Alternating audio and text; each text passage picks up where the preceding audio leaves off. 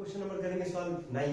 9th question क्या कह रहा है, in triangle ABC tan is equal to 1/√3 find. दो पार्ट आपको बोला है। तो सबसे पहला काम हम लोग एक तुरंत यहाँ पे जो गिवन लिखा है उसको लिख लेते हैं। tan बराबर है 1/√3। tan का मतलब होता है आपका p/b। तुरंत हम लोग एक राइट एंगल ट्रायंगल बना लेंगे, लिख लेंगे यहाँ पे ए बी और सी। ठीक है, ए पे आपका एंगल बोला है, ये हो गया आपका परपेंडिकुलर जो कि है आपका वैल्यू 1 और बेस जो कि आपका वैल्यू है √3। तुरंत पाइथागोरस लगाएंगे, एक साइड नहीं मालूम है। हाइपोटेनस का स्क्वायर इक्वल टू बेस का स्क्वायर प्लस परपेंडिकुलर का स्क्वायर। हाइपोटेनस का वैल्यू क्या है, नाम क्या है आपका AC, तो आपका हो जाएगा AC का स्क्वायर। बेस का हमारे पास AB, उसका वैल्यू है √3 का स्क्वायर और परपेंडिकुलर जो कि आपका वैल्यू है 1, तो आपका हो जाएगा यहाँ पे 1 का स्क्वायर। √3 का आप स्क्वायर करेंगे तो आपका हो जाएगा 3, 1 का स्क्वायर आपका हो जाएगा 1, 3 प्लस 1 हो जाएगा आपका 4। ये स्क्वायर है, उधर एक रूट बनेगा, तो 4 किसका स्क्वायर रूट होता है, सबको पता ही होगा, होता है आपका 2 का। चलिए, तो हम लोग तीनों साइड यहाँ से निकाल ली। आप इतना पहले वीडियो पॉज करके नोट कर लेंगे। चलिए, अब जरा ध्यान से सुनिए, अच्छे से देखिए, निकालना क्या है। बहुत कंफ्यूजिंग है अगर आप नहीं समझेंगे इसको। तो यहाँ पे आपसे बोला है साइन ए कॉस सी, तुरंत एंगल चेंज किया। साइन के साथ एंगल ए पे है, कॉस के साथ एंगल सी पे है, फिर कॉस के साथ एंगल ए पे है, साइन के साथ एंगल सी पे है। सेकंड पार्ट में कॉस के साथ एंगल ए, फिर कॉस सी, साइन ए और साइन सी।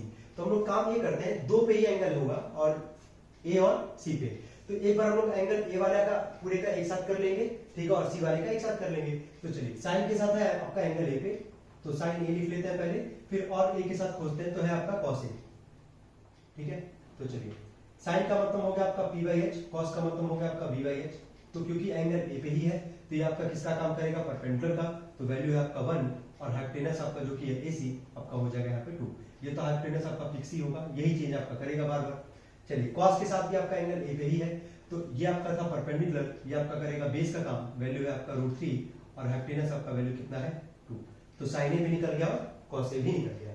चलिए, अब आगे बढ़ते हैं, साइन ए कॉस ए हो गया। अब जरा सी वाले पे बात करते हैं। तो सी है आपका क्या, एक है आपका साइन सी और एक है आपका कॉस सी। तो साइन मतलब हो गया आपका p/h और कॉस का मतलब भी हो गया आपका v/h। तो लेकिन एंगल इस बार ए पे नहीं है, एंगल इस बार सी पे है।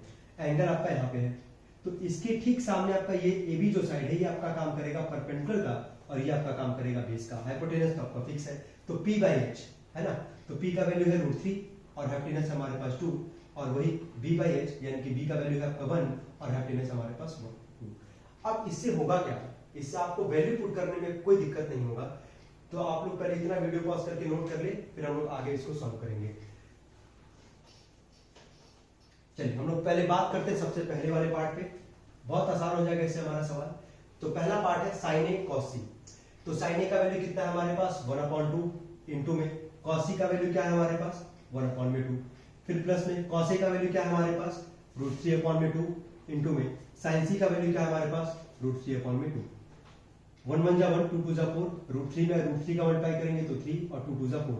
इसका एल्सियम लेंगे तो 4 ही आएगा, 1 + 3 4, 4 से 4 कट जाएगा, आपका आंसर आ जाएगा 1। ये था आपका पहला पार्ट। चलिए, सेकंड पार्ट पे हम लोग बात करते हैं। अगर देखिए इसे कितना आसान हो गया है ना, कि हम लोग जो जो सवाल में बोला था, जहां जहां एंगल बोला था, हमने एक साथ लिख लिया, केवल हम लोग का बस इंप्लीमेंट करना है। सेकंड पार्ट है कॉस ए।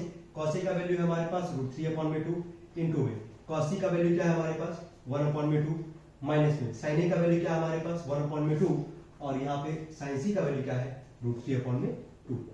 √3 में 1 का √3, 2 2 आपका आ जाएगा 4, √3 में 1 का √3 और 2 2 जा 4।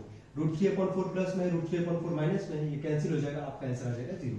तो पहले पार्ट का आंसर आया 1, सेकंड पार्ट का आंसर आया 2। यहां तक आप वीडियो पॉज करके नोट कर लें।